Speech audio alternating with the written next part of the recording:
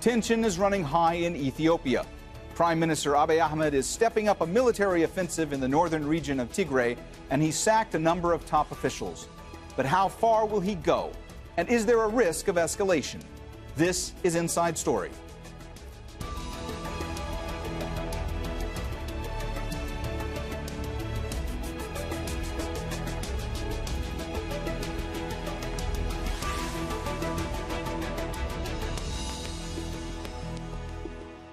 Hello and welcome to the program. I'm Mohammed Jamjoom. Ethiopia's Prime Minister Abiy Ahmed has reshuffled his cabinet and top military leadership. He's sacked the army chief, head of intelligence, and the foreign minister. The central government in Addis Ababa has launched a military operation in the northern region of Tigray. The offensive comes after months of growing tensions between the federal government and Tigray's governing TPLF party. Abiy Ahmed has accused the TPLF of attempting to undermine his leadership and move to dissolve its regional government. But those in Tigray say Abiy Ahmed is not a legitimate leader since he postponed elections this year due to COVID-19. And they say they're being targeted unfairly. Tigray's leaders have called on the African Union to intervene to prevent an all-out civil war. Abiy Ahmed says the offensive will end soon when the rebels are brought to justice. We'll bring in our guests in a moment. First, this report from Malcolm Webb in Kenya's capital, Nairobi. The leadership of Ethiopia's Tigray region has said that the federal government has carried out at least 10 airstrikes in recent days. A senior general from the federal army has said it's intensifying its airstrikes on selected targets. Humanitarian workers say they've heard shelling and heavy fighting in the area of the border between the Tigray region and the Amhara region, but all the communications have been cut off, so it's difficult to get accurate information on what exactly is going on. The fighting started last week. Both sides blame each other for starting it, but the conflict has actually been brewing for many months. Tigray's leaders dominated Ethiopia's politics and its military for almost 3 decades until Prime Minister Abiy Ahmed took over 2 years ago. Tigrayan leaders have complained since then they've been unfairly targeted with prosecutions and arrests as part of a crackdown on past rights abuses and corruption. Ethiopia was due to hold nationwide elections in August, but they were postponed. The government said because of the COVID-19 pandemic. But the Tigrayan leadership didn't accept that, and they said a failure to hold an election meant that Prime Minister Abiy Ahmed and his government were no longer legitimate. They went ahead and held their own regional elections in the Tigray region, which the federal government didn't acknowledge. They didn't accept the results. So we had a situation where both sides were refusing to accept each other's legitimacy and they stopped communicating. Now Tigray commands a militia of about 250,000 fighters, also a significant part of Ethiopia's military, including a lot of its tanks and a lot of its artillery, was stationed in the Tigray region. That's because of the past decades-long conflict with neighbouring Eritrea. Now the Tigrayan leaders say that a big part of that military, it's called the Northern Command, has defected to its side. The central government disputes that. It's not clear if there have been defections or how many soldiers have defected, but it is clear that both sides in this conflict are heavily armed, they have significant forces, and there's a high risk of a bloody and protracted civil war.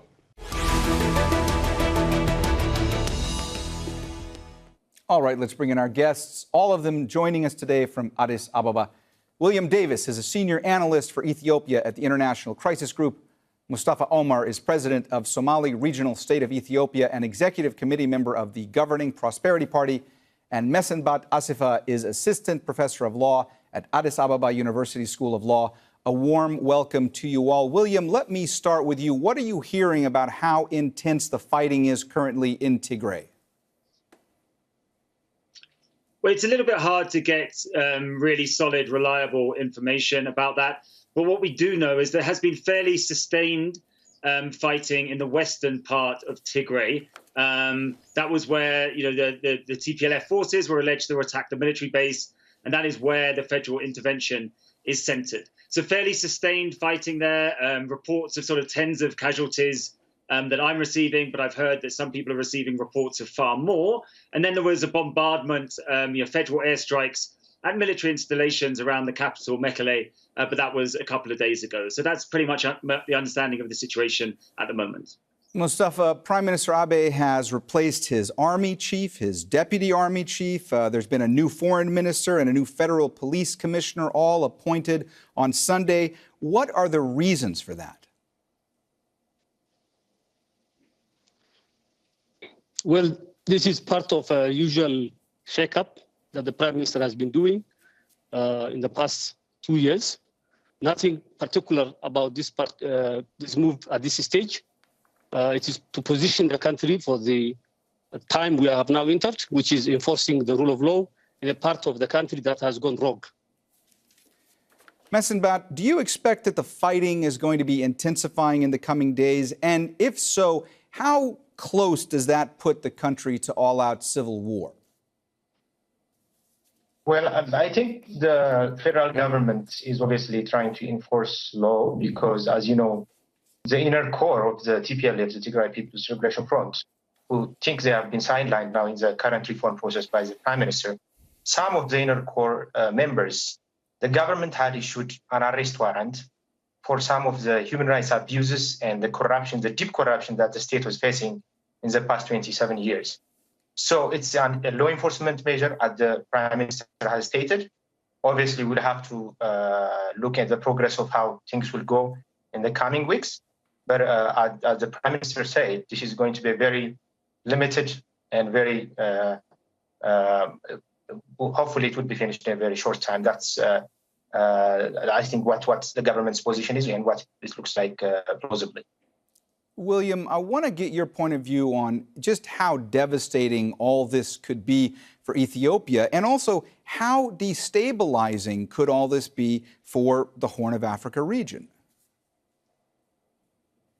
Well, look, I think we need to focus on the here and now.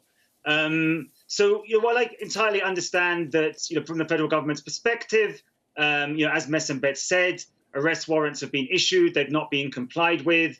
The federal government classified Tigray's government as illegal, and there is a federal effort to remove the leadership. That's all totally understandable from the federal government's perspective. The problem is that the Tigrayan leadership has built up a relatively strong security apparatus in Tigray. There also seems to be a problem that some of the federal military stationed in Tigray is not fully supporting the federal intervention and has sided with the Tigray leadership. An additional factor is that this regional election that the federal government has classified as illegal, and that has led to the attempt to remove the Tigray's leadership, that seems to be supported by a large number of the 6 million Tigrayan people who, while they may well have massive problems with aspects of the Tigray leadership, they seem to support them on this core point. So the issue is, how easy is it going to be to carry out this law enforcement operation? Many of us are concerned this is not going to be a quick victory, and is going to, if there is a victory for the federal government, it's going to come at huge cost, and in terms of human lives and displaced people. That seems to be a likely prospect. Of course, if that does materialize, it will really stretch the Ethiopian armed forces, which are somewhat split over this. It will weaken Ethiopia's government. It will therefore embolden opponents elsewhere in Ethiopia, and we could lead to a sort of escalating crisis across the country. And to get to your question, if the Ethiopian state is significantly destabilized here, of course, that will have a massive impact on the Horn of Africa, because Ethiopia is a country of 110 million people, and it is the absolute linchpin country in the region. Mustafa, you heard William there talk about the fact that there is concern in some quarters that there could be perhaps a fracturing of the military in the north. I'm curious to know what your response is to that, and also your response to what William said when he said that he believes that this is a conflict that could drag on. Well, I don't share the William's points about the Northern Command siding with the TPLF. There's no evidence for that. In fact, on the contrary, what we know is that the Northern Command has been attacked by the TPLF police, special police. So you would wonder, why would you attack a command that is taking orders from you? So definitely not on the same line on that. What we know is that the TPLF junta poses a national security threat, and absolutely, there was no other way other than conducting a law enforcement operation. Now, the fact that that may drag on or not drag on does not invalidate or legitimize the move by the Prime Minister and the federal government, because watching the TPLF junta take the whole Tigrayan people ransom would amount to a dereliction of duty, and also would have put the country into a violent civil war. So, rather than framing this as for a civil war, it should actually be perceived as an attempt to avert a civil war, because the TPLF has been working on dismantling the country once it lost power. Messenbet, I want to get your perspective. Just how strong are Tigray's security forces? I mean, are we talking about paramilitary forces? Are we talking about militias? How well trained are they, and how big are their numbers?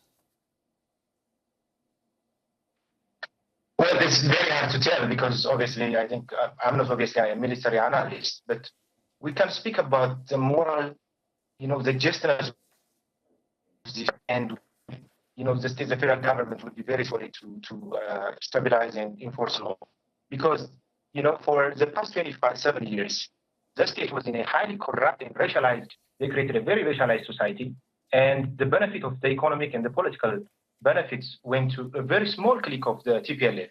And I think William's remarks are very inaccurate. I mean, my own brother fought with the TPLF for 17 years, and it breaks my heart when I speak this. Ethiopia yearns for people like Mustafa Muhammad Omar, people who can galvanize national unity, cooperation rather than division. So the spirit that the TPLF had created, the political calculation that they had was to control state power. They would have to divide the state by ethnicity, religion, and other fixed identities. And this does not really, any political theorist that read the way guys can say that this was a very dangerous move. So what Abiy Ahmed tried to bring was he was a more reconciliatory kind of political figure. So I have never seen in the political history of Ethiopia where 1 million people, Addis Ababa residents, went out without any call to support his government's program, largely because people were tired of the political division in the country and a kind of togetherness, a common sense of political vision that a leader can project. Abiy Ahmed, with all his political problems, has brought that. So when William says, this is a fight between TPLF, sadly, many Tigrayans, of course, might feel sympathetic to TPLF because of the historical factors, obviously, of coming to power and defeating a former very dictatorial, the Derg regime, as you know. William, this is all very complicated. It's a complicated situation. So I want to take a step back and talk specifically about the Tigray region for a moment or two. The Tigray people make up about 6% of Ethiopia's population, but for about 3 decades, they've wielded enormous power. They've had outsized influence. How did they obtain such influence, and how much did that influence really start to wane when Mr. Abiy came to power? Well, Tigray's ruling party began as a rebel group in the 1970s, and they essentially spearheaded sort of rebel alliance that overthrew a military regime in 1991. And so the TPLF was the dominant power when the Ethiopian state was reconstituted in the 1990s. They devised, or were instrumental in devising, the federal system, the multinational or ethnic federal system that Messenbet was describing, and that Messenbet and many other Ethiopians oppose. And then the TPLF formed the core of the ruling coalition that governed Ethiopia for that 3-decade period. So that's the key to that's why the TPLF is such a prominent force in Ethiopian politics. Mustafa, what has the reaction been from the Prime Minister with regard to calls for mediation, calls for de-escalation by the UN and by others? What does the Prime Minister think when it comes to that? Well, the Prime Minister has demonstrated his readiness for dialogue and for moderation all along in the last 2.5 years, when the TPLF junta was violating every norm of the political system in Ethiopia, when they were violating the constitution, when they were going along with illegal elections, he has demonstrated an amazing levels of patience, to an extent where his political allies, like myself, have at times been seriously disconcerted with the level of patience shown for the TPLF. However, dialogue is useful. It cannot replace the need to enforce the rule of law in the country, without which there can be no country. No self-respecting country can allow a rogue TPLF junta to take 6 million people hostage, to conduct sham elections in which they characteristically won 100%, to completely refuse to take any orders from the central government as per the constitution. And therefore, the Prime Minister has already shown his willingness. He has also exhausted all internal conflict resolution mechanisms by sending orders, by engaging the TPLF continuously. I think the call for dialogue should have come when the TPLF were openly flaunting the laws of the country. Now it's about enforcing the rule of law, and there's no going back on that. The TPLF has chosen confrontation over dialogue, and their lip service to dialogue is not matched by what they are doing on the ground.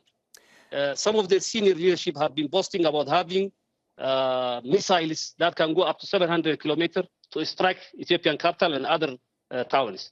Where have you seen a regional leadership that is part of a country which they are threatening to strike with missiles?